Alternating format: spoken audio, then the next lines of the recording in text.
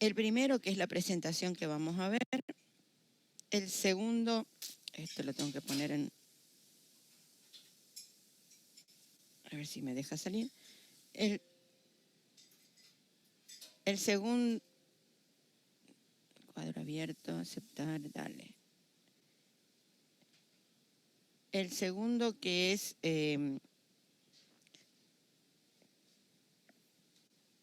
este primero es la presentación que vamos a ver. Hay un segundo que es de la escuela ORT, que me gustó porque está muy claro. Así que por eso se los pongo. Yo cuando hay algo que ya está hecho en internet y que me sirve, lo uso. Y un tercero que es una URL para un resumen que hizo sobre este tema, la cátedra, pero que es tomando lo que está en el Power, simplemente con más colorcito, como para que les caiga más simpático, nada más. ¿Sí? Y vamos a seguir teniendo varias apuntes más a partir de la semana que viene. Bien, vamos a empezar entonces. Empezamos con una nueva estructura de datos. O sea, estructura de datos de memoria interna. O sea, dejamos ya la memoria externa. Cuando terminamos con archivos, hemos dejado ya de lado la memoria externa y en todo momento lo que estamos haciendo es mirar estructuras de datos que se puedan almacenar en memoria interna. Y el motivo de que se almacenen en memoria interna, de que le demos tanta importancia a la memoria interna, es la velocidad que tiene dicha memoria. Es la memoria más rápida, la memoria interna. Así que cuando nosotros cargamos o guardamos información en esta memoria, es de muy fácil acceso, más rápido acceso, no muy fácil. Es de más rápido acceso que si la tuviéramos en un archivo. Por eso que buscamos tanto distintas herramientas, distintos tipos de estructuras que podamos utilizar en esa memoria. Ahora bien, habíamos estado trabajando con los arreglos, ¿sí? En particular con los vectores, porque es el arreglo más básico, ¿no? Y nuestro problema con ese tipo de estructura, que si bien era de memoria interna, era la cantidad, o sea, el tamaño, al ser una estructura estática, nos estaba limitando en el tamaño de la cantidad de información que podíamos almacenar en la memoria. No tanto por el tamaño de la memoria, sino porque nosotros definíamos una estructura rígida, una estructura estática. Entonces, yo quiero crecer esta estructura.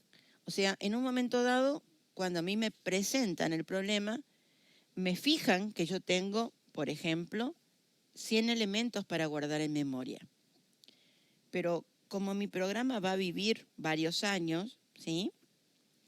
Y como las personas, a ver, si cuando nosotros nacimos tenemos un tamaño, se supone que con el correr del tiempo nos vamos a estirar, ¿sí? ¿Hasta cuánto nos vamos a estirar? ¿Hasta qué altura vamos a llegar? Bueno, depende de la genética de cada persona, ¿no? Si lo comparáramos con una máquina, es decir, yo creo un arreglo que podría llegar a ser tan grande como lo que yo fijo en mi primer programa. Es como decir, bueno, en el momento en que nací ya me dijeron que voy a tener 1,60 m y yo ya tengo que ocupar ese 1,60 m definitivamente, y si no lo ocupo, bueno, queda la memoria vacía, queda el tamaño ese a la espera. Es como que me compraron ropa cuando nací para 1,60 m y claro, cuando nací tenía, qué sé yo, 50 centímetros. Obviamente no lleno esa ropa ni loca, ¿no? Me falta mucho, pero sé que tengo hasta 1,60 m. Ese es el arreglo, nace con un tamaño. Ahora, ¿qué pasa si por X causa genética o lo que sea, esa persona llega a tener 2 metros? Bueno, si la comparamos con un arreglo, es como decir, no, le pusieron una piedra arriba de la cabeza y no la dejaron crecer hasta más de 1,60 m. No puede, ¿sí? Le van a, qué sé yo, vamos a ser muy cruel, muy cruento. Le van a cortar las piernas, lo que sea, para que no tenga más de 1,60 m. O sea, no puede pasar de ese tamaño. Ese es un arreglo. No puedo crecer. Como no puedo crecer, y yo quiero probar, quiero ver una estructura que me permita crecer en memoria interna, en ese momento, cuando aparecieron este tipo de estructuras, se llamaban solamente listas, no listas lineales, listas nada más. Aparecieron 2 tipos de estructuras, que lo único que hacían era tomar en base al arreglo, tomar en base eso que habíamos visto del vector, y permitirle crecimiento. Es como decir, bueno, le permito que siga creciendo hasta los 2 metros, hasta los 2,5 metros, hasta los 3 metros. Igual va a tener un límite de crecimiento. El límite de crecimiento en el caso de la máquina va a ser el tamaño de mi memoria, ¿sí? Pero igual, puedo crecer. No estoy atada desde el momento en que la creo a que tenga un tamaño determinado y nunca pueda pasarse de ese tamaño. Esas 2 primeras estructuras que nacieron en ese momento, como se basaban en un vector, tenían un criterio más que tienen los vectores, que es el criterio de continuidad. Y entonces, estas listas, que las conocemos como listas generalizadas, listas particularizadas, ya van a ver que tienen un montón de nombres, listas puras, algunos autores la denominan listas iniciales, etc. ¿Sí? Estas listas particularizadas se llamaron pilas y colas. Son las primeras que aparecen. Y por ser las primeras que aparecen, ya les digo, tienen la restricción que tenían los vectores de la continuidad física. ¿Está? Acá yo podía crecer. ¿Por dónde? Bueno, si yo me voy a hacer la cola para comprar una entrada, fíjense la palabra, la asociamos con este tipo de estructura. ¿Por dónde se van colocando las nuevas personas que se van agregando a la cola? ¿Al comienzo o al final? Al final. Al final. Correcto, al final. Entonces, como se ponen al final, este tipo de estructura hace de que cada elemento que se va agregando se va sumando al final de la estructura. Pero cuando subo al colectivo, ¿por dónde subo? ¿Quién va a subir? O cuando voy a comprar una entrada, ¿quién va a ser atendido primero en esta fila? ¿El último que se agregó? No. No. El que está primero, ¿no es cierto? Sí, correcto, el que está primero. Bueno, ese tipo de estructura cola tiene, por eso la llamamos así, o sea, siempre en informática se trata siempre de nombrar las cosas asemejándolas con la realidad, con elementos que están en la vida real. Por eso siempre hay que asociar las palabras. El problema es que nuestro lenguaje por ahí es muy rico y hay palabras que tienen mucho significado, ¿no? Pero en este caso es tal cual. Tengo una cola, una estructura de cola. Cada elemento se va a ir agregando por atrás, pero cada elemento va a salir por adelante. Es una estructura donde no puedo hacer inserciones, es decir, no puede venir alguien a querer meterse si hay 5 en la cola en el lugar 3. No. Y yo para poder que suba el tercero al colectivo, a venderle la entrada al tercero, tuve que haber atendido primero al primero y al segundo. O sea, hay un orden estricto. No puedo romper el orden. Al no poder romper el orden, solamente tengo una manera de poder recorrer este tipo de estructura, ¿sí? Que es empezando por el primero de ella y terminando en el último, ¿sí? Y cuando quiero agregar, agrego atrás. ¿Qué caracteriza este tipo de estructura? Como se basaba en un vector, nosotros mismos nos estamos poniendo una restricción, porque si fuera un vector común como lo estuviéramos manejando, ustedes saben muy bien que en el vector yo me puedo ir a parar en la posición 3, en la posición 10, después ir a la posición 1. Tengo libertad de poder pararme en cualquier posición, baste que yo conozca cuál es dicha posición, ¿no es cierto? Cuál es el valor del subíndice. Acá no, acá me estoy restringiendo. Es una estructura cerrada. Solamente puedo recuperarla a través del primero y solamente la puedo hacer crecer a través del último. De manera tal que este tipo de estructura, ¿sí?, tiene una filosofía, y ahora vamos a ver por qué hablamos de filosofía, que dice que el primero en entrar, y acá lo tengo que escribir desgraciadamente en inglés, el primero en entrar es el primero en salir. ¿Ah? O si lo quieren, en vez de pensar por el primero, pensando por el último. El último en entrar es el último en salir. ¿Sí? Y esto, bueno, por supuesto, como es tan largo, lo que hacemos siempre es usar reglas mnemotécnicas y para eso usamos las primeras letras. Entonces, en el caso que pensemos en las entradas, lo que yo tengo es una estructura FIFO y si pienso en las salidas, lo que tengo es una estructura LILO. Cualquiera de los dos nombres es lo mismo, ¿sí? Da lo mismo. ¿Y por qué hablamos de filosofía? Porque en realidad, al poquito tiempo que estas estructuras aparecieron, se intentó innovar muy rápidamente. Esto fue un crecimiento muy diciendo, ¿por qué tengo que hacer continuidad física? ¿Qué pasa si mi memoria no tiene la cantidad de memoria libre contigua como para que yo pueda seguir agregando cosas? ¿Está? Entonces, si yo no puedo, murió la estructura. Bueno, no. La idea era de que yo pudiera usar cualquier lugar de la memoria.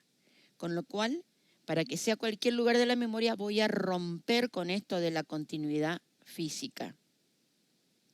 Tomemos un ejemplo. Recién dijimos, hago una cola para que me atiendan. Por ejemplo, hago una cola para que me atiendan, a ver dónde, en Claro. Voy a ir a comprar un celular y entonces hago una cola para que me atiendan en Claro. ¿Sí? La cola del Claro, la cola del médico, la cola de, del banco, ¿sí? Continuidad física. Bueno, pero ahora con el aislamiento que tenemos no podemos hacer continuidad física. Tengo que estar separado mínimo 2 metros. Y vamos a hacer otra cosa. La gente se tiene que poder, si la cola es muy larga, se va a cansar. Vamos a ponerle sillas. Bueno, tengo un ambiente grande, en Claro hay un ambiente tan grande que ¿para qué hacer una cola? Me va a quedar vacío todo el ambiente.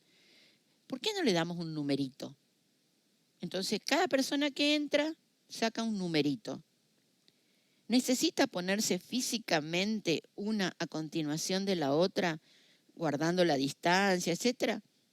No, se va a ir a sentar en cualquier lugar del local, en las sillas que están. ¿Y cómo va a ser para evitar de que alguien me quite mi lugar? Yo fui el primero en entrar, tengo que ser el primero en ser atendido. ¿Cómo solucioné eso? Obviamente, el numerito que saqué es el primer numerito, ¿sí? Me van a llamar por el número. ¿Está? Entonces, ahí ya estamos rompiendo con la continuidad física estricta. ¿Se ubican hasta acá? Sí, profe. Entonces, ahí no tenemos una cola física. Lo que tenemos es la filosofía de cola. ¿Está?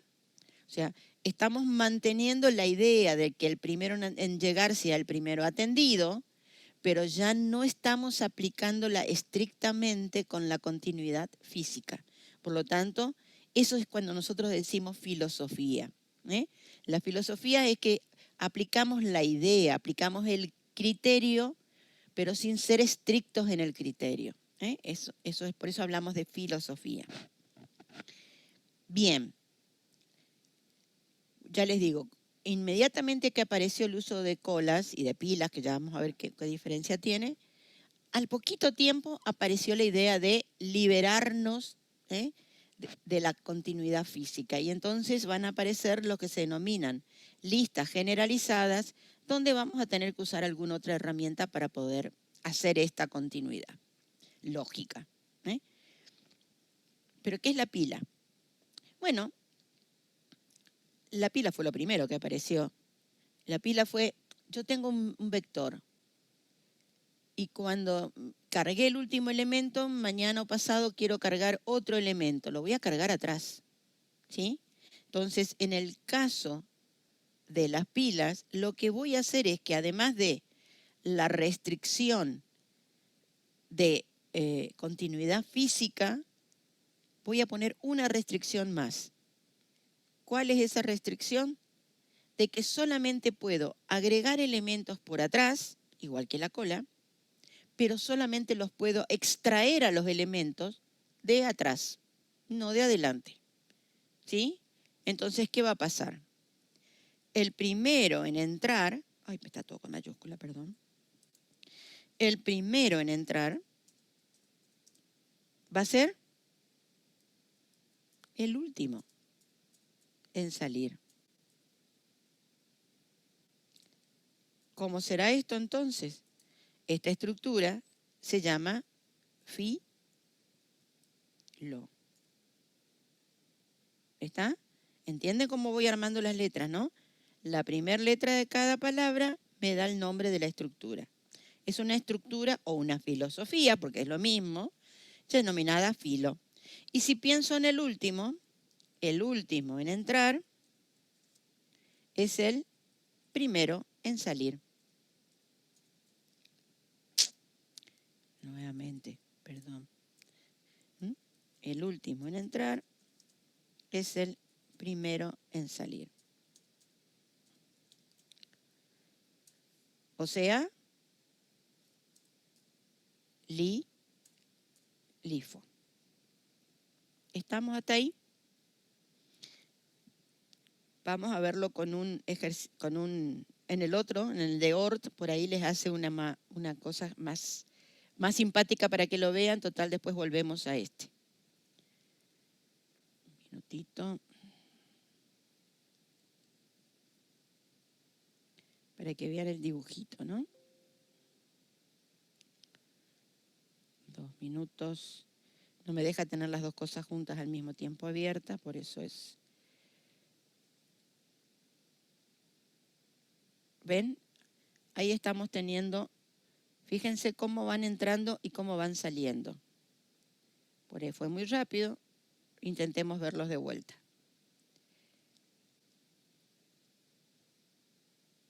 Pero no me deja verlo de vuelta, qué malo.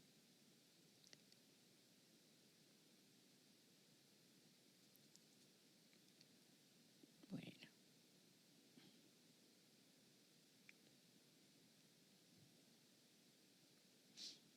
No lo quiere ejecutar.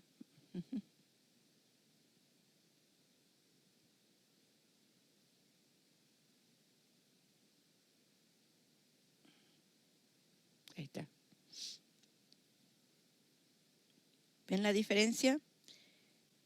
En la que está el tubito que está vertical, el elemento que fue entrando primero fue quedando abajo. Por lo tanto, a medida que lo llené, ¿qué pasó? A medida que lo llené, ese tubito, sí, a ver si me deja mostrar otra vez. No quiere.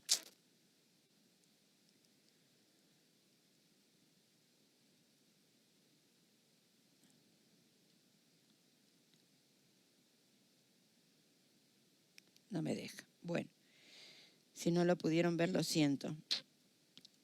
Se vio bien, profe. ¿Sí? Sí, Ahí, sí. ahí está. ¿Ven? El rojo en el tubito vertical sale último, mientras que en el tubito horizontal sale primero. ¿Sí? O sea, el tubito vertical sería la pila, el tubito acostado sería la cola. Es como decir Acá, como está el vertical, está apoyado contra el piso. Yo siempre les doy el ejemplo de piensen en una pila de platos. Yo armo una pila de platos, ¿sí? La voy lavando los platos y voy poniendo un plato arriba del otro. Obviamente, cuando voy a sacar un plato, voy a sacar el plato que está arriba, no el primero, porque si sacara el primero destruiría la estructura. Obviamente que eso no es lo que queremos hacer, ¿no? Entonces, la pila asócianla con pila de libros, pila de platos, pila de apuntes, ¿sí? Por supuesto que tenemos una pila de libros y quiero el libro, están 3, saco el libro y ya destruyo la pila. Lo podemos, pero no debemos hacer eso. Bueno, en la máquina siempre es mucho más estricta este tipo de estructuras, ¿no? Pero este tipo de estructuras duró muy poco tiempo para lo que es la programación de aplicaciones, la programación de los programadores. Sin embargo, la filosofía de pila, la filosofía de cola, sigue existiendo. Y estrictas así como son, la pila y cola, se siguen usando pero en formato interno. Es decir, si yo tengo que crear un compilador de lenguaje, si yo tengo que crear un sistema operativo, voy a trabajar con esto de pilas y de colas estrictas en mi compilador o en mi sistema operativo. ¿Quién no escuchó alguna vez la palabra voy a armar una cola de impresión o tengo una cola de impresión? ¿Qué significa que tengo una cola de impresión? ¿Para qué la usamos? ¿Alguno sabe? ¿Nadie sabe? No. ¿Nunca Son los escucharon? archivos que están Ah, esperando a ser impresos, ¿puede ser, profe? exacto. Sí, archivos o lo que vos hayas mandado a la impresora, ¿no? Pero la idea es esa. Es decir, claro, cuando uno tiene una sola impresora, es muy raro que, bueno, aunque querramos atosigarla a la impresora, pero cuando uno atosiga la impresora empieza a funcionar mal, porque si hay un periférico que es complicado en el uso, es la impresora, ¿no? El periférico más odiado, creo yo. Pero bueno, si estamos trabajando en un lugar donde hay una sola impresora, por ejemplo, y somos varios programadores, todos accedemos a la misma impresora para imprimir nuestros archivos, nuestros datos, y entonces vamos mandando desde cada máquina la orden para que imprima algo a la impresora. ¿Qué hace? La impresora tiene una pequeña memoria interna, muy pequeñita, pero la tiene. Se va a ir justamente apilando. ¿Por qué apilando? Y porque vamos a mandar el primero, después el segundo va a ir al segundo lugar, el tercero en el tercero. O sea, va a ir armando una pila, pero en realidad, cuando la ejecute a esa pila, es una cola, porque no va a imprimir el último, sino que va a imprimir el primero que llegó, ¿sí? Es como el tubito longitudinal que tengo. Hagan de cuenta que este tubito longitudinal es una cola de impresora. Se van a ir colocando las órdenes de imprimir una tras otras y se van a ir imprimiendo de acuerdo al orden en que se llegaron las órdenes, justamente. ¿Sí? Seguimos trabajando con cola, cola de impresión, muy usada. Que es verdad, si alguien alguna vez trabajó con esto, uno puede intentar abortar el orden de esta cola de impresión. Pero cada vez que queremos abortarla, que es posible, se puede hacer, la impresora empieza a funcionar mal. Porque si bien tiene el permiso, el periférico, de poder hacer ese tipo de cosas, o sea, quitarle la prioridad a algo que está en primer lugar y darle la prioridad al segundo, en realidad nunca funciona bien. ¿Por qué? Porque esta es una estructura muy estricta. Cuando yo la aplico es muy estricta. ¿Sí? ¿Estamos hasta acá? Entonces, ¿y las pilas? Bueno, pilas ocupamos todo el día sin darnos cuenta. A ver, un minutito, chicos, que me están tocando mi puerta. 2 minutitos.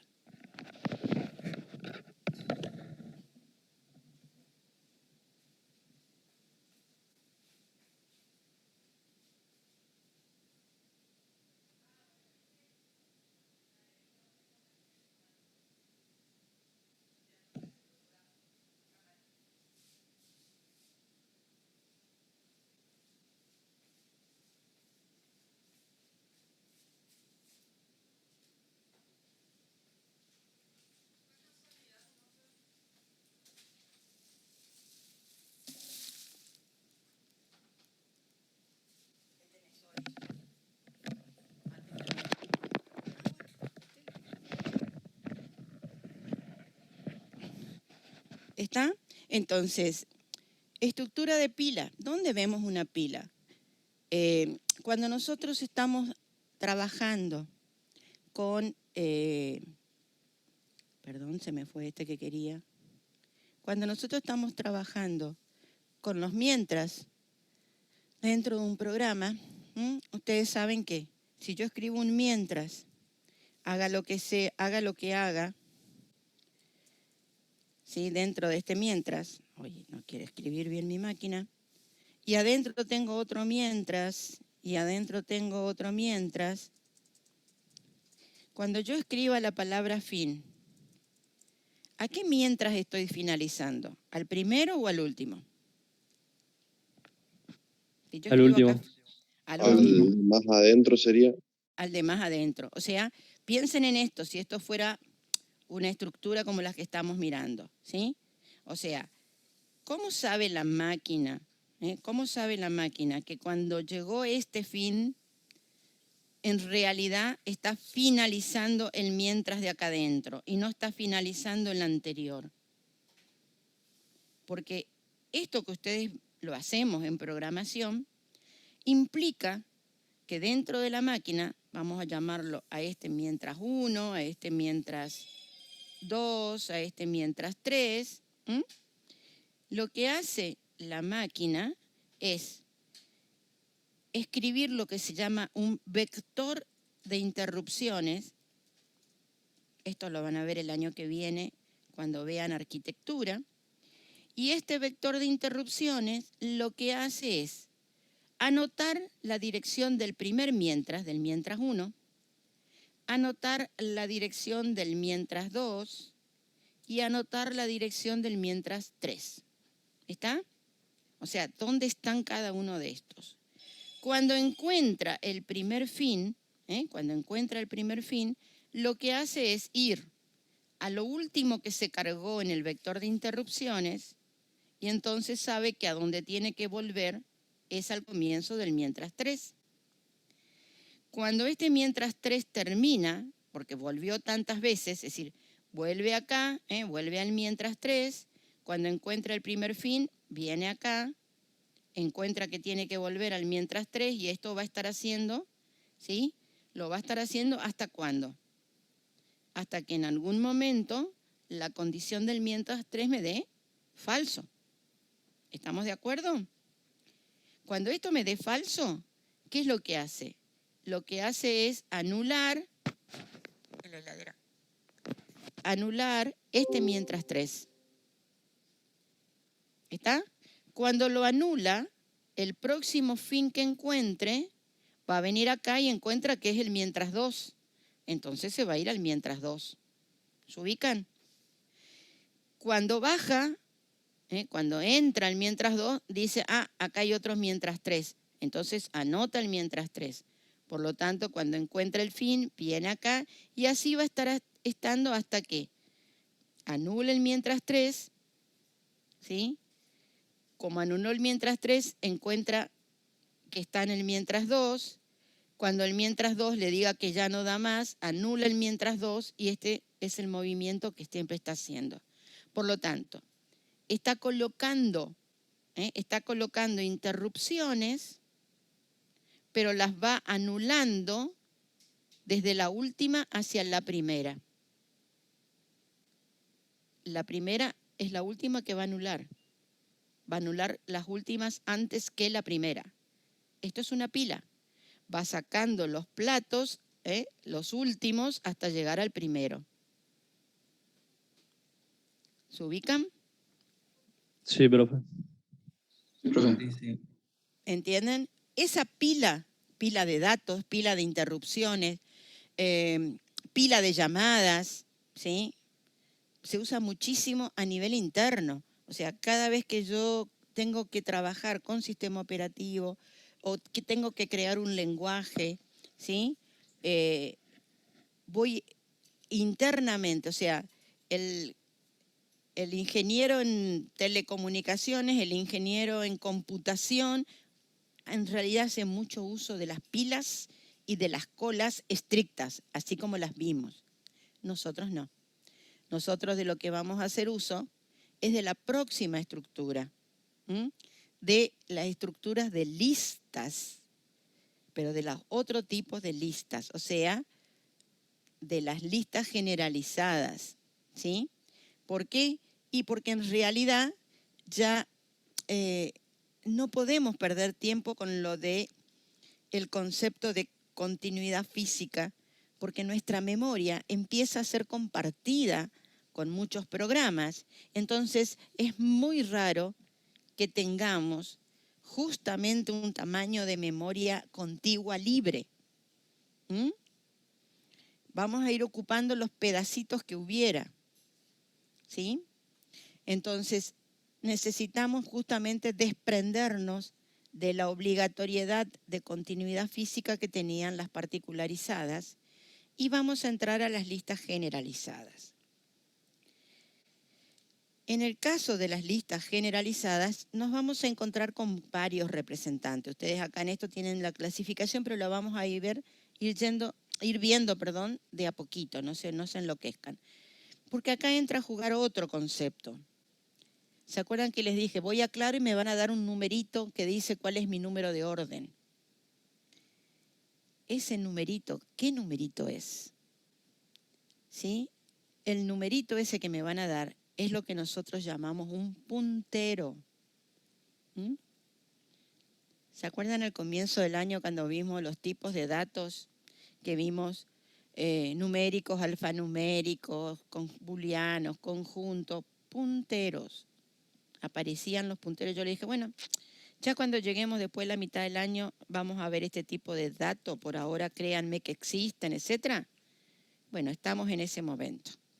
Hemos llegado a la época del año donde vamos a hablar de este tipo de dato muy particular, que son los punteros. Un puntero es una variable muy restringida, es muy poco lo que puedo hacer con esta variable, ¿sí? Es una variable que lo que me permite hacer es referenciar una región de la memoria, o sea, me da lugar a un espacio de memoria, pero ese espacio de memoria está definido en tamaño. No es que me da un lugar de la memoria cualquiera, no. Me da un lugar de la memoria exacto para que yo pueda construir una determinada estructura de datos. En este caso, una celda.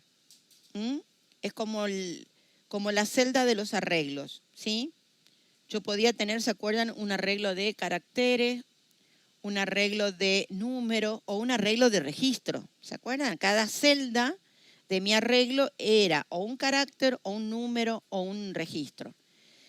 Esa celda es lo mismo ahora, nada más que acá la vamos a llamar nodo para diferenciarla del vector, del arreglo. Hablamos de celda en arreglos y hablamos de nodo cuando hablamos de listas. Pero es exactamente lo mismo. Ahora bien,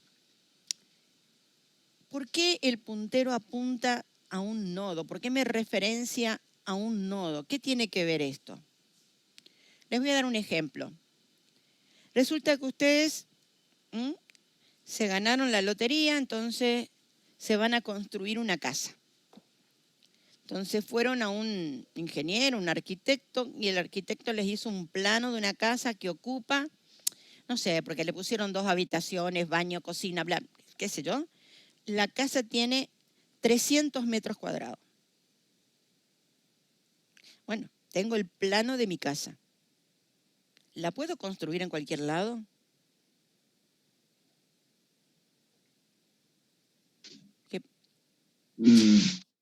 Que cumple con el tamaño. Ok. O sea, tendría que comprarme un terreno que tenga la posibilidad de construir una casa de 300 metros cuadrados, ¿no es cierto? Porque si me compro un terreno de 10 por 10, voy a tener 100 metros cuadrados. No me entra la casa. ¿Sí? ¿Está? Y a mí el plano de la casa que me hizo el arquitecto me costó plata, así que no voy a ir a pagar otra vez a otro arquitecto para que me haga el plano de una casa más chica. ¿Sí? Bueno, a esto tiene que ver la idea del puntero.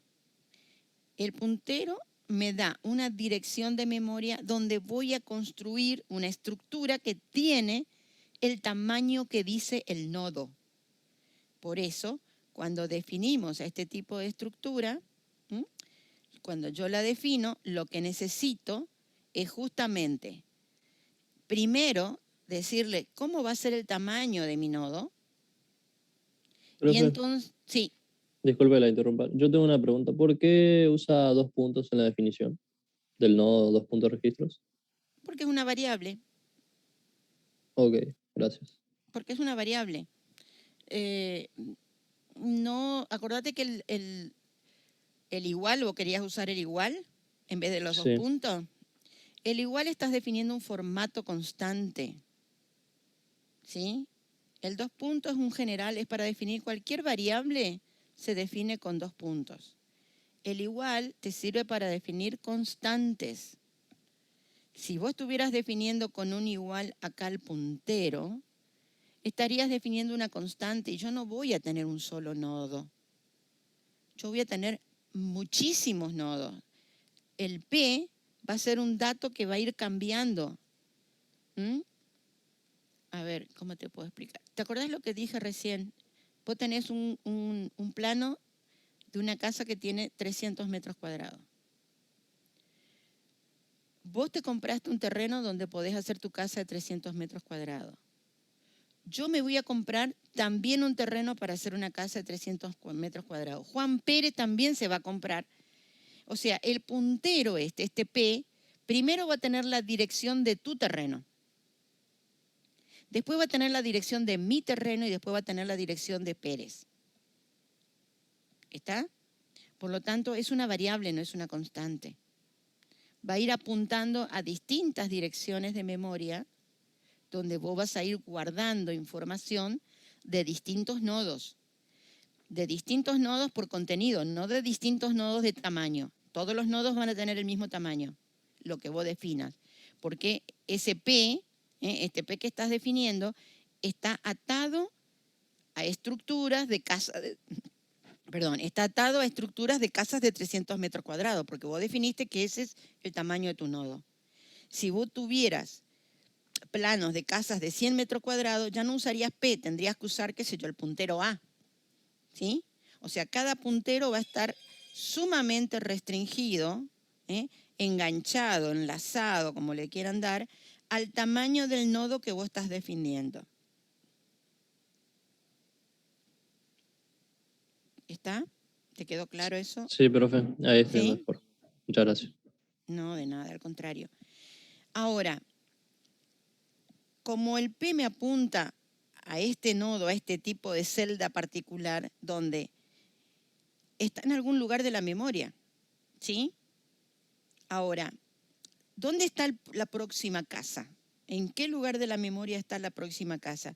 No es un barrio de casas iguales, una casa al lado de la otra, para que entiendan. No, una está en French, otra está en La Brown, otra está en el barrio California, otra está en Corrientes, ¿sí? O sea, las casas están en distintos lugares. Ahora, supóngase que ustedes quieren comprar una casa de este tamaño. Entonces, ¿qué hace el vendedor? Las casas ya están todas construidas.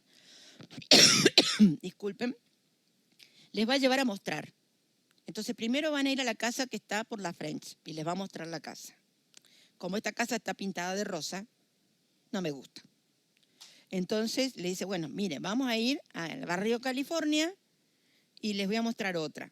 Ojo que las casas tienen el mismo tamaño todas, pero voy a la otra y la otra está pintada, qué sé yo, de verde. No, tampoco me gusta. Bueno, vamos a ir a la casa que está en Corriente y te voy a mostrar. O sea, va a tener que ir de una casa a la otra, ¿sí?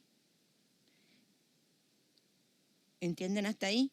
Y entonces voy a ir recorriendo la estructura, recorriendo todas las casas que forman parte de esta estructura. Pero en mi ambiente, si bien puede haber, qué sé yo, 1000 casas y mañana seguir construyéndose más casas de 300 metros cuadrados, en el ambiente yo solamente definí una, porque tengo un solo plano.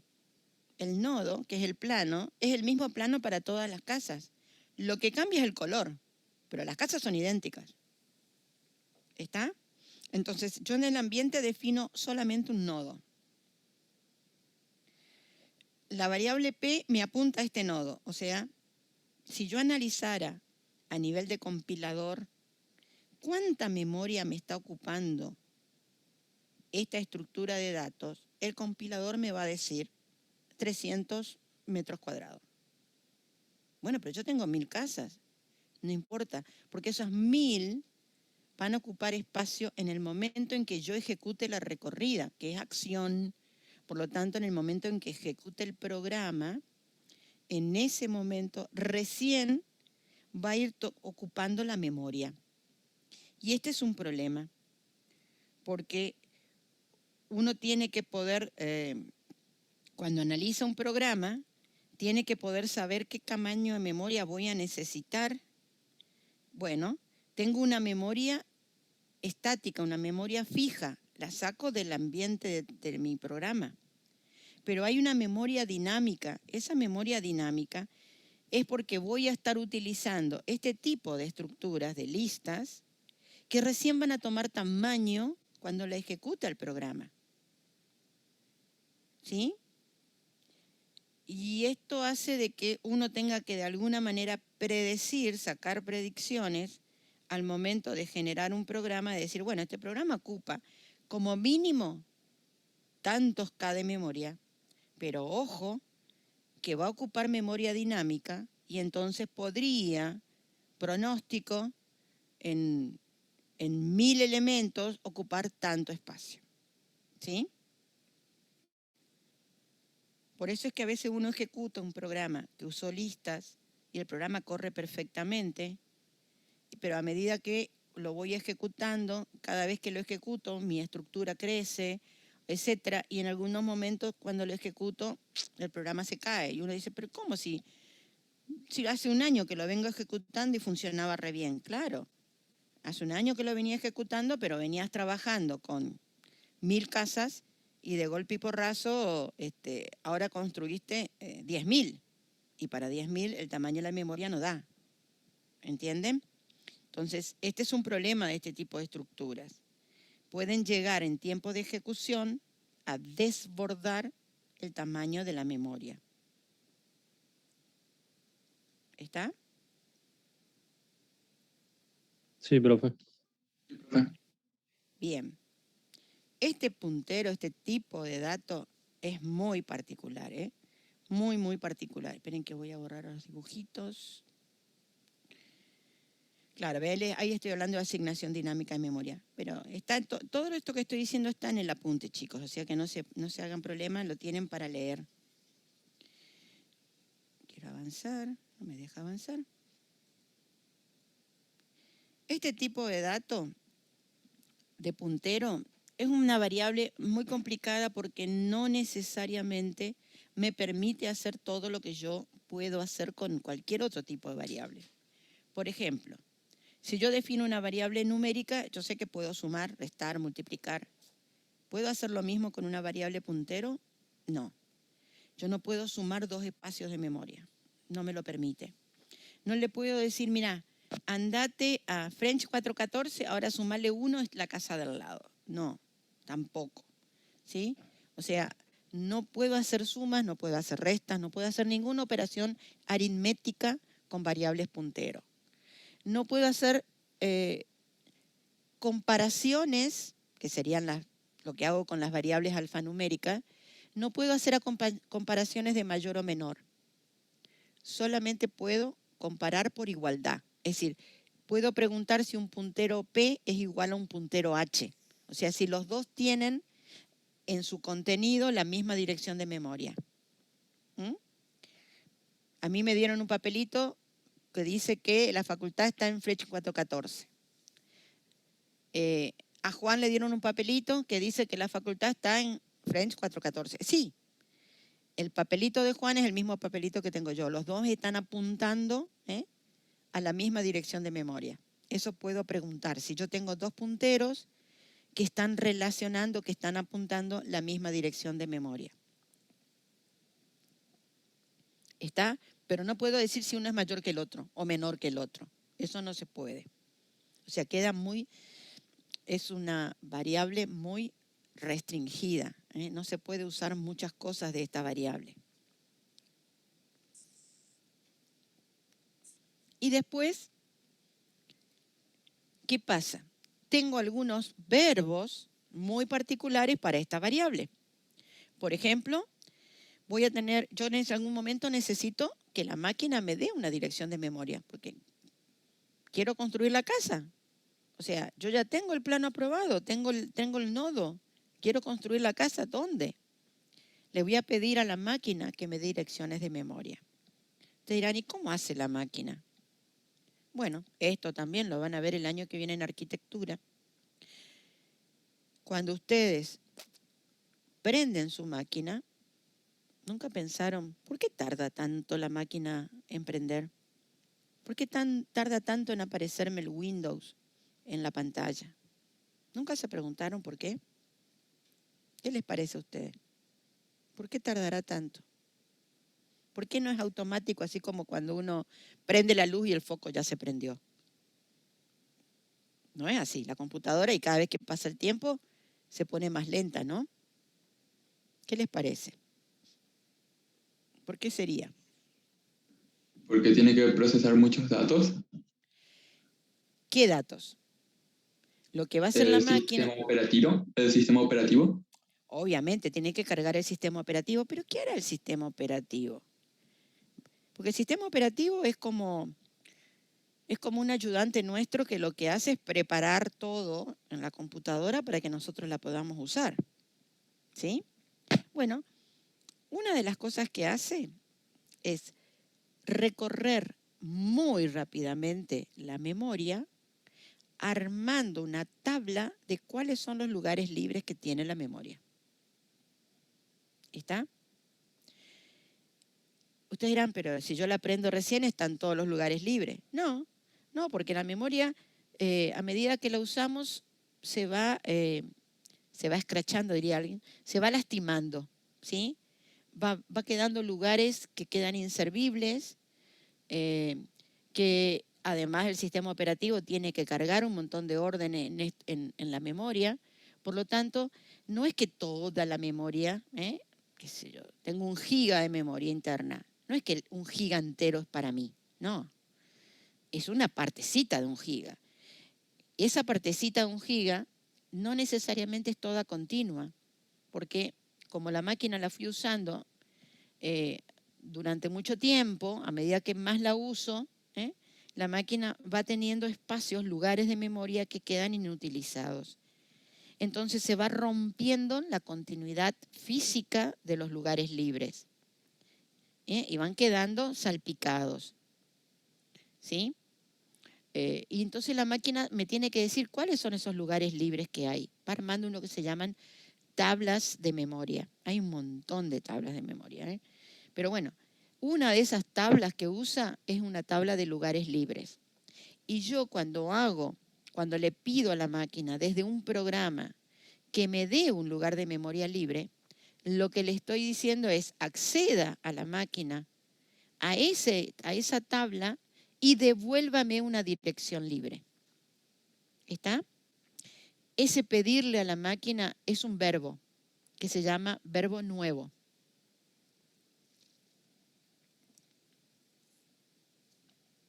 ¿Sí? Entonces, cuando nosotros queremos una dirección de memoria, lo que va a aparecer en el programa, ahora vamos a ver un algoritmo y lo van a ver, es que yo tengo que poner nuevo y entre paréntesis el nombre del puntero. ¿Se acuerdan que opera nuestro puntero? Este verbo nuevo hace eso. Es decir, se va internamente al sistema operativo, mira la tabla de memoria, busca un espacio de memoria libre, no cualquiera, acuérdense que P está apuntando a un tamaño, o sea, un espacio libre que sea igual al tamaño de mi nodo o por lo menos más grande, nunca más chico, ¿sí? O sea, si tengo que construir una casa de 300 metros, y bueno, me tengo que comprar un terreno que me permita 300 metros o que sea más grande porque me puede quedar para jardín, para armar después la pileta, ¿sí? Está para el garaje del auto. La casa tiene 300 metros. Si tengo exacto los 300 metros, y bueno, las paredes de mi casa serán las paredes del límite, ¿no es cierto?, de mi casa. Pero si tengo un terreno más grande, no hay problema. Puedo tenerla. Nunca podría construirla en un terreno más chico. ¿Está? Por eso el nuevo P, lo que me va a dar es un tamaño de memoria donde yo puedo construir el nodo que está apuntado por P. ¿Sí? O más grande. No importa. ¿Sí? ¿Está claro hasta acá? ¿Mm? Este es el otro verbo que podemos. Y así como tengo este verbo, de nuevo, también a veces voy a necesitar borrar. Entonces también puedo eliminar una dirección de memoria. Ese no hay problema, es eliminar, no hay otra. Eliminar P. Y también, una vez que yo, a ver, yo estoy en mi casa, ¿sí? Y me dicen, mira, el terreno que te vamos a dar para construir tu casa está por la avenida Sabín. Bueno, yo desde mi casa no puedo construir, o sea, desde donde yo estoy no puedo construir en la Sabín. Para poder construir me tengo que ir hasta la Sabín, ¿sí? Hasta la avenida. Tengo que llevar a los albañiles para que construyan ahí. Entonces tengo el verbo ir a esa dirección de memoria. Este es un verbo simbólico.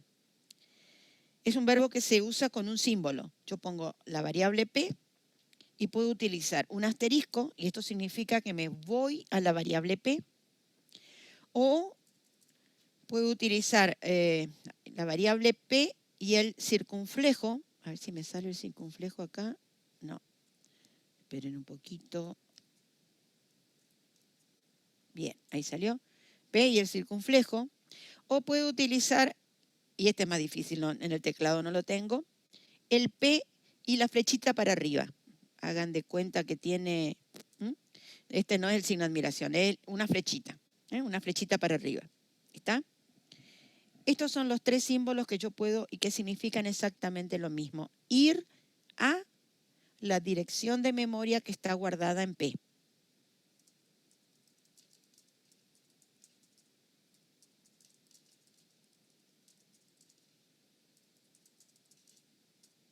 Esto significa estos símbolos. Estos símbolos los puedo poner adelante o los puedo colocar atrás. O sea, podría haber puesto, en vez de P asterisco, podría ser asterisco P. Epa. Asterisco P. ¿Sí?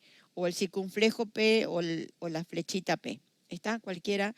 O adelante o atrás. Lo que no pueden hacer es que en un algoritmo, una vez que ustedes eligen cuál es el símbolo que van a utilizar, no pueden estar usando el otro. O sea, si yo dije que voy a usar el asterisco, bueno, en todo el algoritmo voy a usar el asterisco. No puedo un pedacito del algoritmo usar el asterisco, en otro usar la llave, en una orden ponerlo adelante, en otra orden ponerlo atrás.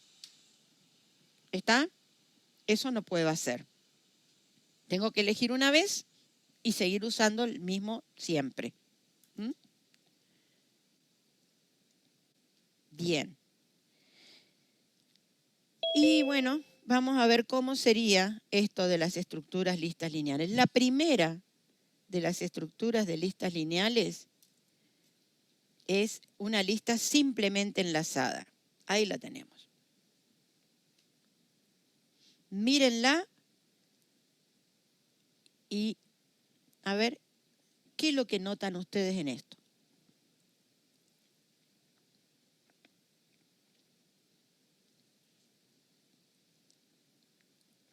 Que cada nodo pertenece a alguien, excepto el primero.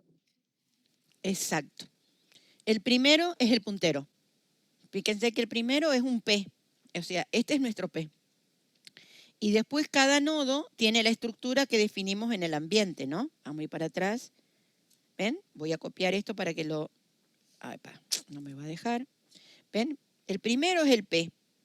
Y después los nodos, fíjense que los nodos tienen una parte de dato, que es lo que yo quiero guardar, ¿sí? La información, el registro de mi alumno, la nota de mi alumno, el apellido y nombre, lo que quiera guardar. ¿Sí? Esto es un registro normalmente.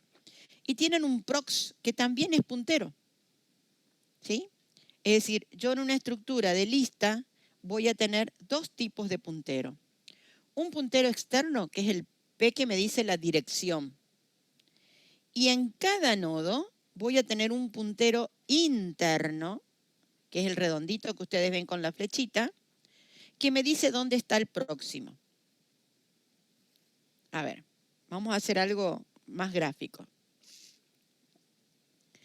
Supónganse que ustedes quisieran venir a mi casa, pero no conocen mi dirección, ¿sí? Como no conocen mi dirección, entonces lo que hacen es, conocen la dirección de, a ver, ustedes son del B de la mañana. Conocen la dirección de Nico Tortosa, que es su jefe de trabajos prácticos. Entonces, como conocen la dirección de Nico, se van hasta la casa de Nico. Tienen la dirección de Nico, puntero externo, se van hasta la casa de Nico, que es el primer nodo. Nico les dice, yo no sé la dirección de la profe Giovannini, pero sé la dirección de Noelia Pinto. O sé la dirección de María José, que es otra de sus auxiliares. Entonces le dice, váyanse a la dirección de María José. Entonces ustedes tienen acá una dirección interna que las hace ir a otro nodo. Este otro nodo es la dirección de María José. Ustedes inicialmente no sabían la dirección de María José, o sea que la única manera de llegar a la dirección de María José era haber llegado a la casa de Nico y de Nico obtener la dirección de dónde es la casa de María José. ¿Está? Van a la Profe, casa. Sí. para pedir esa dirección tenemos que pedirla o ya solamente poniendo, por ejemplo, No, la tenés. prox, ya No la estás tengo que- a todas las direcciones, digamos. Exacto, las tenés en el prox. En el prox de cada nodo tenés la dirección, pero vos te tenés que trasladar hasta cada nodo. Tenés que ir a. ¿Sí? Si no, no podés. Porque ninguno está al lado del otro. No es que un nodo está al lado del otro. Están en distintos lugares de la memoria. Entonces, vos lo único que vas a conocer, porque no estás creando, la estructura ya está creada. Si la estructura ya está creada en la memoria, vos vas a tener dónde comienza tu estructura, o sea, el puntero externo. O sea, vos sabés, tenés en mano la dirección, ¿sí?, de Nicolás. ¿Está? Entonces, la tenés. Bueno, cuando vos haces la flechita es porque te vas a. Cuando te vas a la dirección de Nicolás, Nicolás te va a dar la dirección que él tiene en prox, te la va a pasar, y la dirección en prox que él tiene es de la casa de María José. Entonces, te vas a ir a la casa de María José. María José en su prox, que es el redondito, tiene mi dirección. Entonces vos vas a poder venir a mi casa. Y como ese era tu objetivo, yo no tengo la dirección de nadie, ahí ya estás.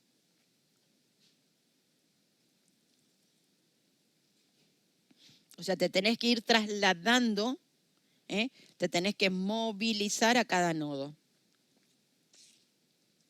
Está, profe, gracias, se entendió. ¿Se entendió? Sí, o sea, dentro de, más allá que tiene los datos, también tiene la dirección de próximo, o sea. Exactamente. Vamos a hacerlo todavía más gráfico para que entiendan. A ver.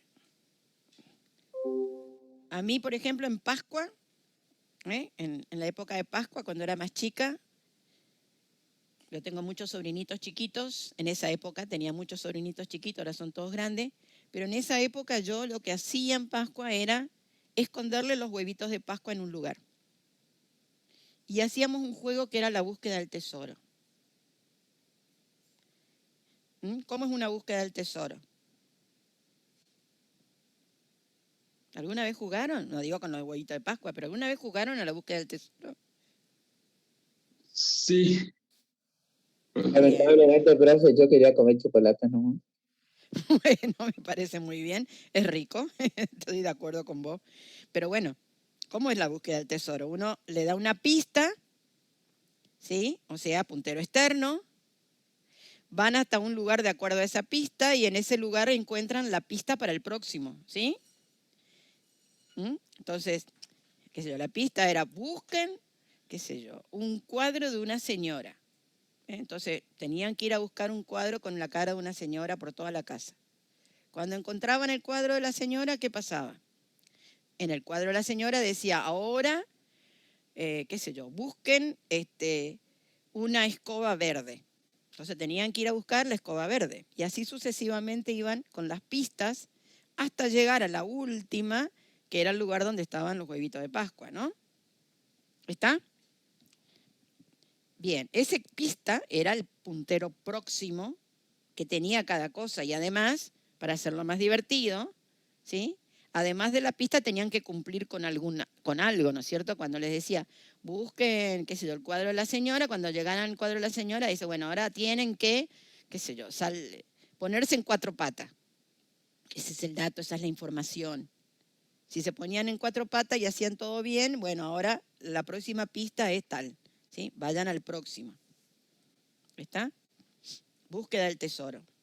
No es más que una lista simplemente enlazada. ¿Sí? Usada para jugar, pero está.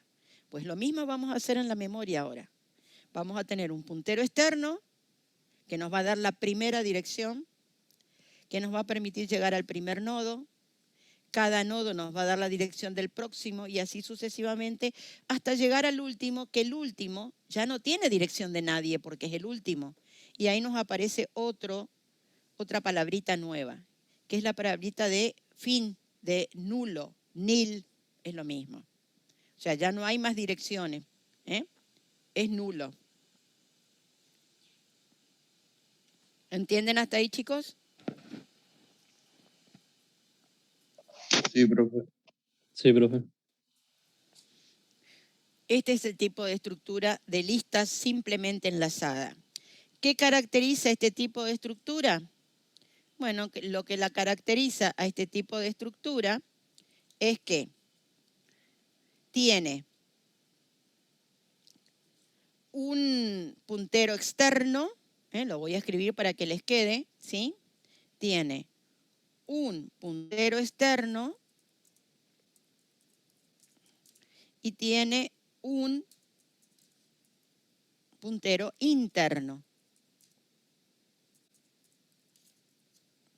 ¿Está?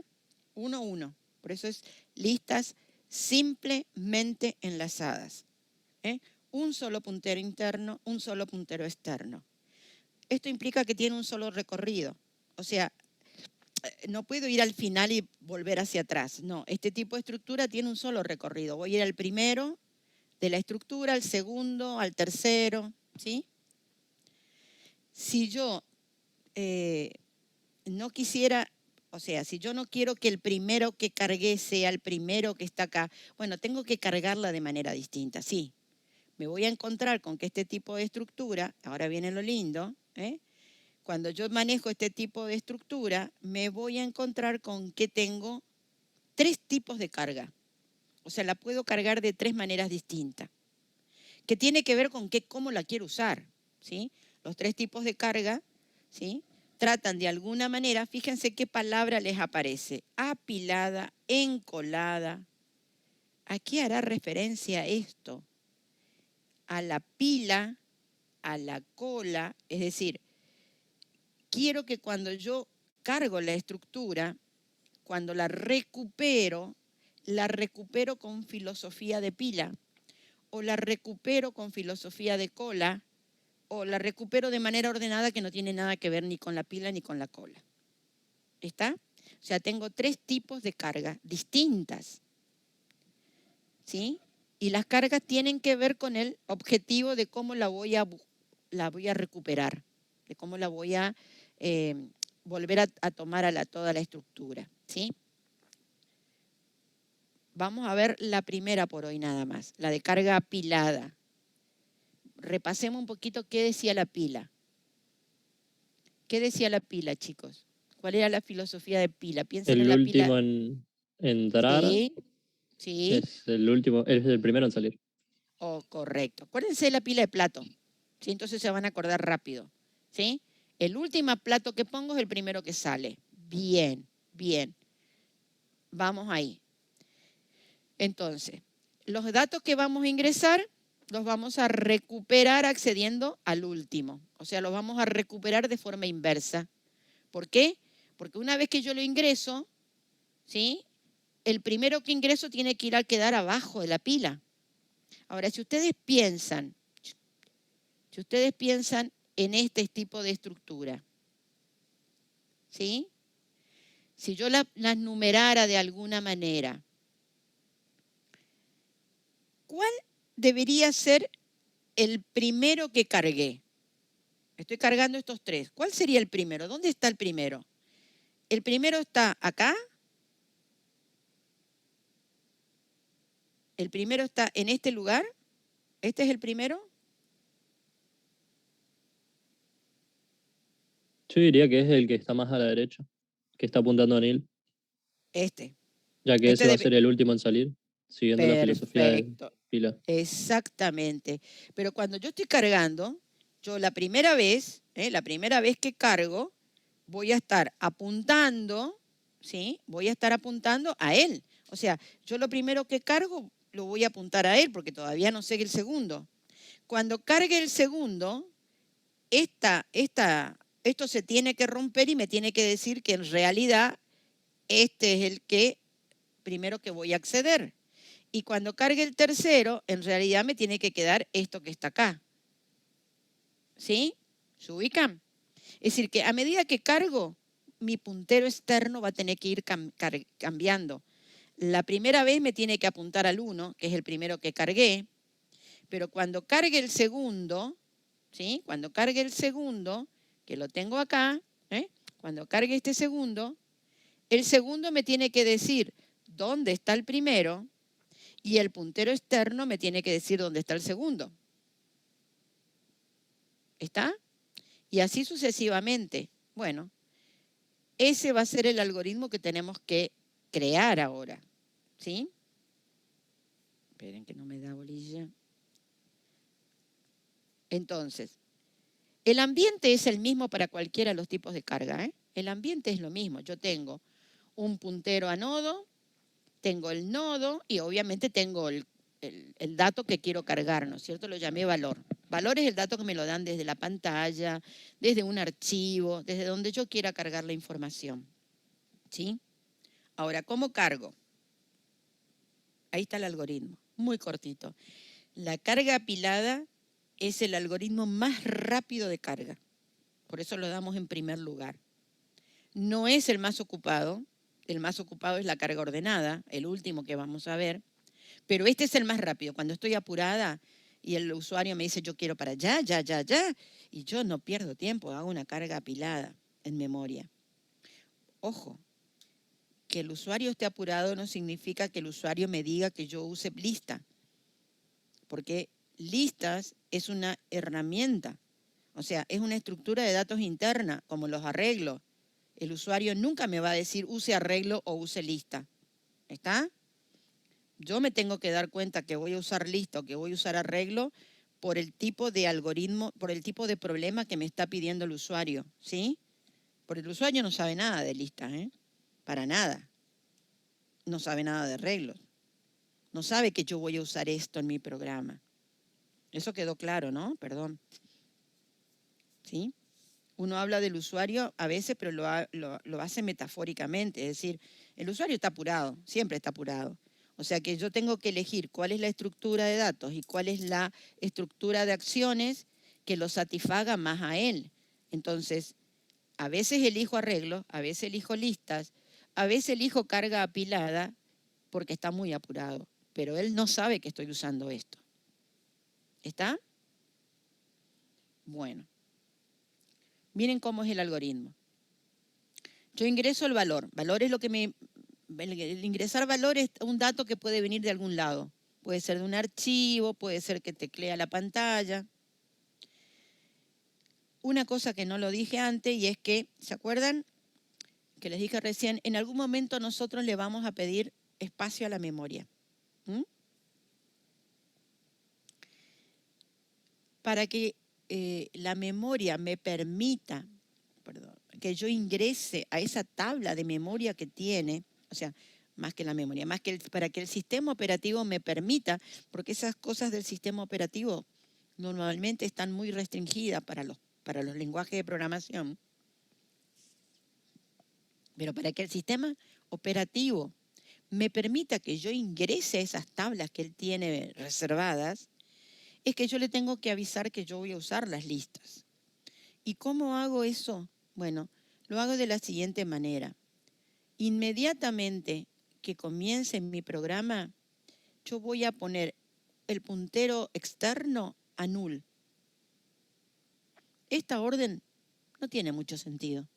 Es inicializar la variable puntero, pero más que inicializarla, esto hace que la máquina, que el sistema operativo me permita mirar eso, ¿sí? Me permita mirar las tablas de memoria. Si no,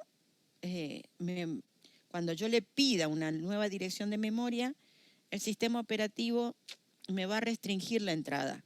Me va a dar muchas vueltas. A ver, ¿cómo podemos hacer para que lo entiendan?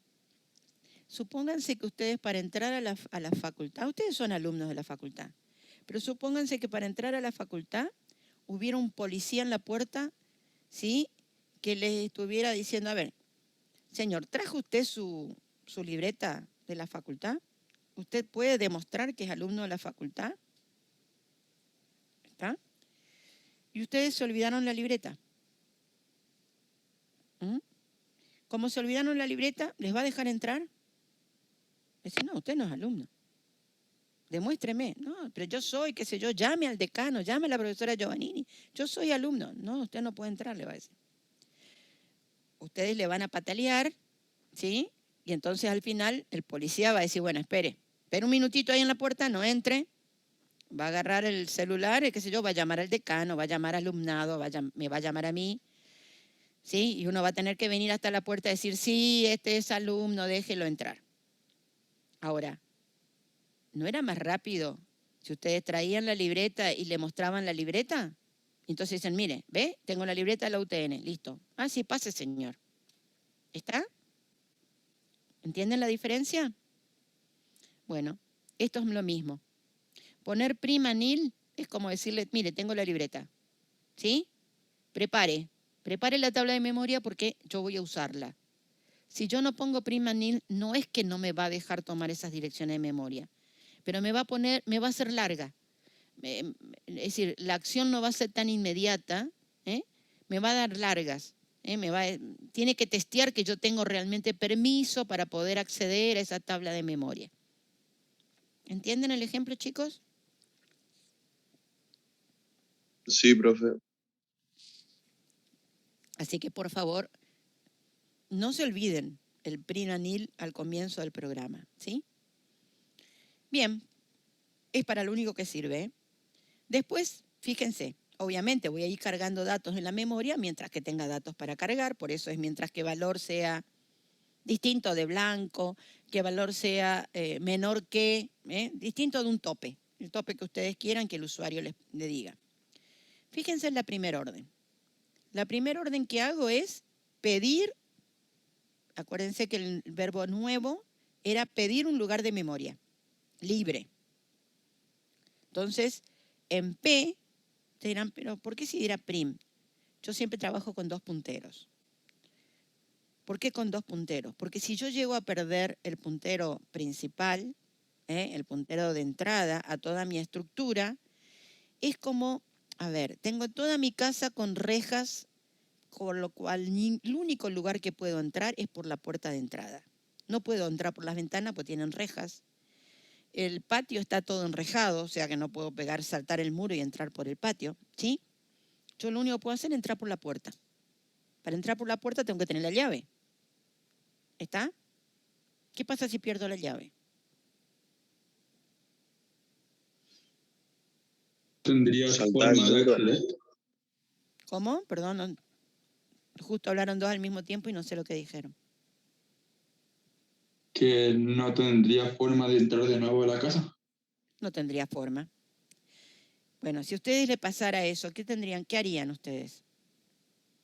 ¿Llamar a un cerrajero? Bien, llamaríamos a un cerrajero. Correcto. El cerrajero forma parte de su familia? No.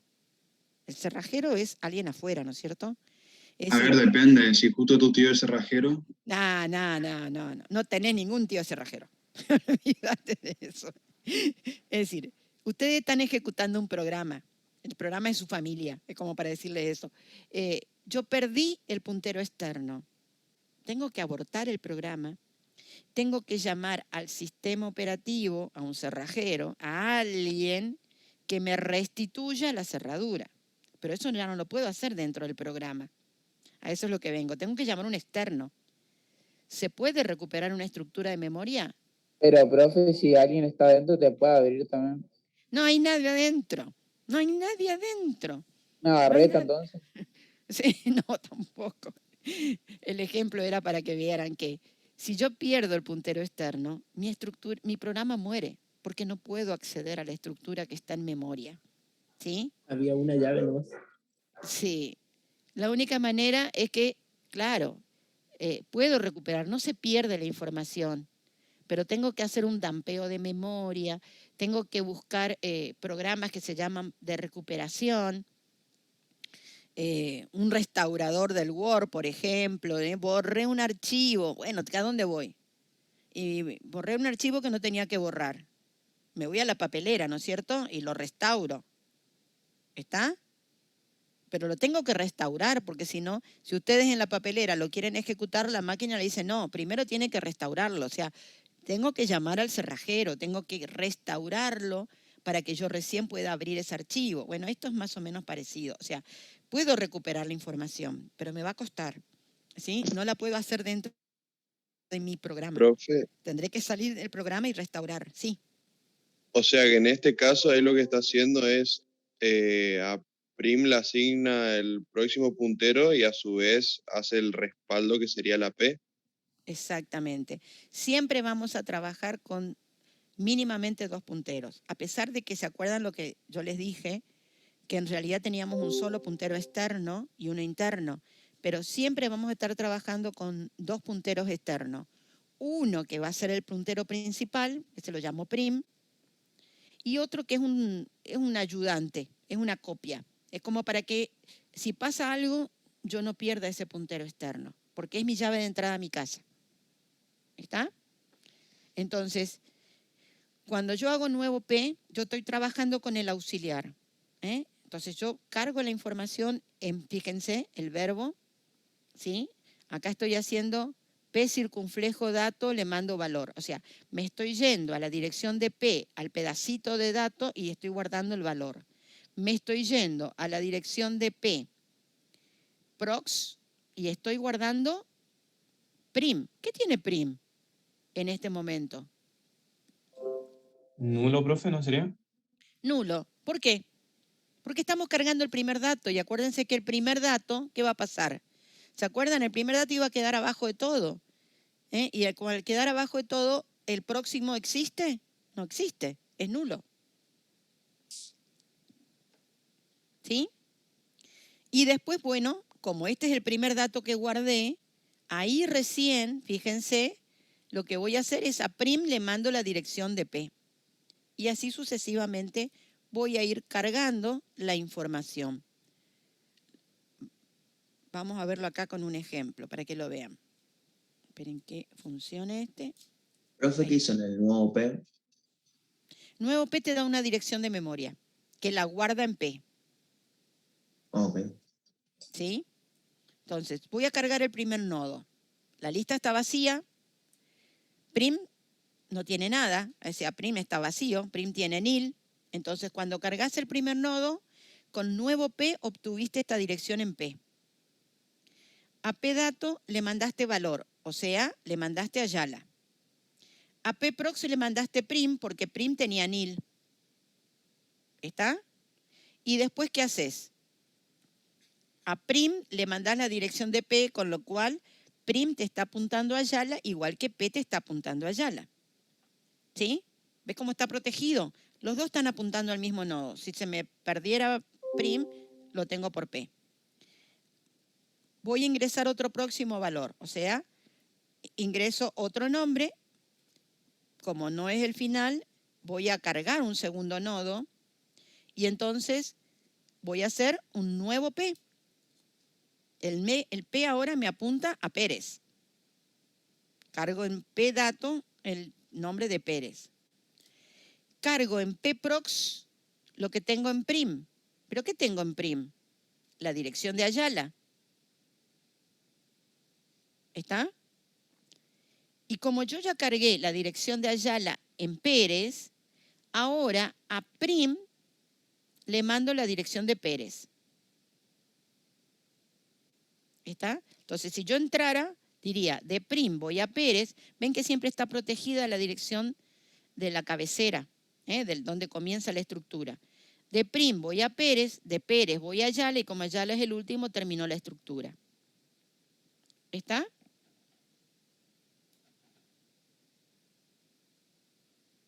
Sí, ¿Quedó profe. claro? Esta es la manera que funciona la carga apilada. Es decir, siempre que vayan, y acá ustedes lo ven uno arriba del otro, pero está en cualquier lugar de la memoria, chicos, no tiene por qué ser, acuérdense que esto no es una pila real, no es una pila física, es la filosofía de pila, ¿sí? Puede estar en cualquier lugar de la memoria. Entonces, este tipo de estructura, de algoritmia de carga apilada, hace esto, de manera que si yo cargara otro próximo dato, el próximo dato vendría a estar apuntando a Pérez, Pérez apuntando a Ayala y Ayala obviamente es el último, ¿sí? Y así sucesivamente. Siempre el último que cargue va a ser el que primero esté y cada uno de los que cargué van a estar apuntando al anterior. ¿Está? ¿Quedó claro hasta acá? Sí, profe.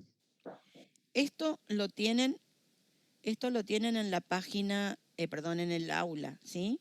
Por favor, fíjense. Esto está en el aula, no carga encolada, no vamos a ver ahora. Así que no se preocupen. Yo quiero solamente que entiendan bien. Voy a ir para atrás. Ay, Dios, que esto cuando quiere funcionar, funciona y cuando no, no quiere.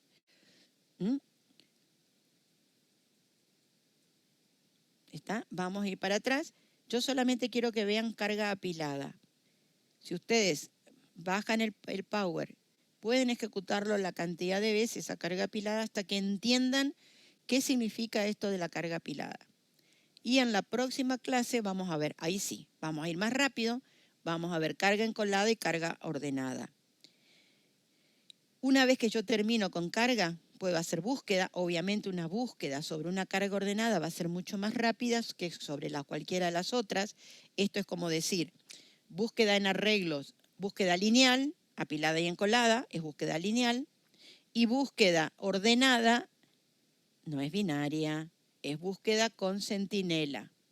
Yo no puedo hacer búsqueda binaria sobre las listas. ¿Por qué no? A ver si a alguien se le ocurre. ¿Por qué no podría hacer búsqueda binaria? Porque no hay forma de dirigirse en el medio, digamos. Exacto. Exacto. No hay manera de saber, primero no hay manera de saber la longitud, como para decir tengo 100 elementos. Cuando lo termino de cargar sé que tengo 100, pero al ratito puedo tener 101. Pero más que nada, y está muy bien lo que dijiste, es cómo hago para ir al medio. Si la única manera de ir al medio es recorrer todos los elementos anteriores hasta llegar al medio, ¿sí? Y obviamente si yo no me puedo parar en el medio la primera vez, tampoco me puedo parar en el medio de los subrangos de intervalos que me van quedando. Así que imposible hacer búsqueda binaria en listas. Esa es una pregunta de examen y que cuando me dicen, sí, se puede hacer, a mí se me ponen los pelos de punta, ¿no? Porque significa que no entendieron nada de lo que es lista. No se puede hacer búsqueda binaria en listas. Sí puedo insertar elementos, eso lo vamos a ver con la carga ordenada. Yo puedo poner en cualquier lugar y manteniendo el orden. Puedo cargar elementos apilando, puedo cargar encolando y puedo eliminar, por supuesto, elementos. La lista es una estructura que tiene vida. Es más vida que la de los arreglos porque puede crecer. El arreglo nace con un tamaño y muere con ese tamaño. La lista no, la lista es como una plantita. Puede ir creciendo, pero también se puede morir la plantita, ¿no? O sea, tiene vida, una lista. desde ese concepto, ¿no? No es un ser vivo, pero tiene vida. Algorítmicamente tiene vida. Bueno, chicos, ¿quedó claro hasta acá? Sí, profesora. Sí, profe. Sí, profe. Buenísimo. Esto está en el aula, y en el aula también ya tienen un cuestionario lección sobre el C. Yo creería que para el sábado, porque tenemos elecciones mañana, pero para el sábado yo les voy a cargar el formulario para que ya vayan armando el grupo de laboratorio, porque también se nos va acercando el parcial y el laboratorio de C, para que vayan pensando y armando los grupos. ¿Sí? Profe, ¿Sí? quería saber de cuántos va a ser el laboratorio ese. De 3 personas. El laboratorio ese es más complejo que el de Pascal. Por lo tanto, tiene que interactuar mucho mejor el grupo. Así que grupos de 5 no interactúan bien, grupos de 3 sí. Así que grupos de 3 va a ser para el C. Pero lo eligen ustedes al grupo. O sea, que vayan pensando con quién van a armar grupo. ¿Está? Bueno, Bien, profe. chicos, Gracias. nos estamos viendo. Profe, yo Mañana es tengo un una día... duda sobre el laboratorio C. ¿Qué pasa? En el campus dice que para los que ya perdieron la promoción, por decirlo así, puede faltarle el DCG así, ¿es correcto, no? Te puede faltar un laboratorio, no los 2. Claro, uno solamente. Si ya perdiste el de Pascal, sonaste. Sí o sí Claro. tenés que aprobar el de C.